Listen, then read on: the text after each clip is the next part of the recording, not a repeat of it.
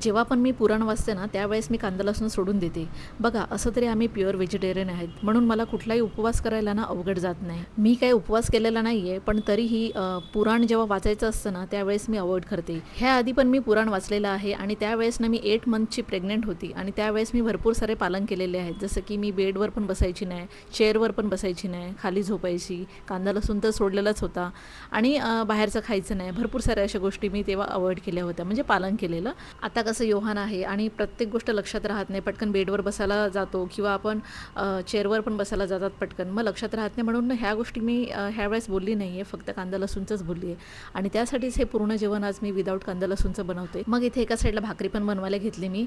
भरपूर दिवस झालेले ज्वारीची भाकरी खाल्ली नाही. असं तरी माझ्याजवळ मल्टीग्रेन आटा आहेच आणि त्याची भाकरी किंवा चपाती मी खातेच, पण एकदम सिंगल अशी ज्वारीची भाकरी भरपूर दिवस झाले नाही खाल्ली. म्हणून विचार केला की आज योहानसाठी आणि माझ्यासाठी ज्वारीची भाकरी बनवू असं, आणि त्याचकरिता मी बनवायला घेतलं. आता ह्यामध्ये ना भरपूर जणांना प्रश्न असेल की कांदा नाही, लसूण नाही, मग जेवण काय टेस्ट लागेल असं वाटत असेल.